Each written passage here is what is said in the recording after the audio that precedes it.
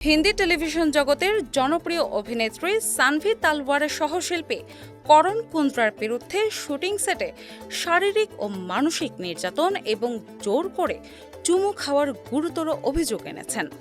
11 বছর আগে একটি ধারাবাহিক নাটকের শুটিং চলাকালীন এই অনভিপ্রেত ঘটনাটি ঘটে বলে 33 বছর বয়সী এই অভিনেত্রী সম্প্রতি এক সাক্ষাৎকারে খোলাসা করেছেন।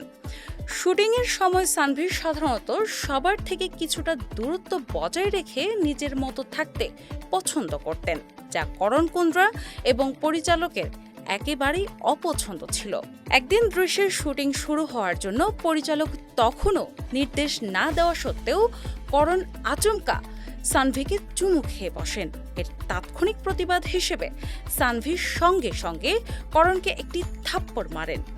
ঘটনার ঠিক কিছুক্ষণ পর করণ ফিরে এসে সানভিকে সজোরে একটি থাপ্পড় মারেন, যার আঘাতে তিনি মাটিতে পড়ে যান এবং করণ তাঁকে ও তার পরিবারকে নিয়ে অত্যন্ত অশালীন ভাষায় গালিগালাজ করেন। সেই মুহূর্তের শুটিং সেটের অন্য কোনো শিল্পী বা কলাকুশলী সানভির পাশে না দাঁড়ালেও পরবর্তীতে প্রযোজক একতা কাপুর করণের হয়ে ক্ষমা চান এবং সানভিকে সমর্থন জানান। এরপরও সেটের কর্মপরিবেশ সানভির জন্য বেশ কঠিন হয়ে ওঠে এবং পরিচালক তাঁর অভিনয়ের দক্ষতা নিয়েও নানা ধরনের প্রশ্ন তুলতে থাকেন।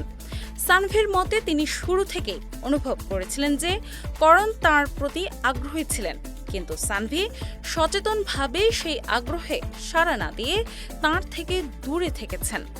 দীর্ঘদিন পর এই ঘটনা প্রকাশ্যে এনে আইনি পদক্ষেপ না নেওয়ার কারণ হিসেবে সানভি জানান যে ঘটনার পর একতা কাপুরের মধ্যস্থতা ও সমর্থনের কারণে তিনি মামলা করেননি।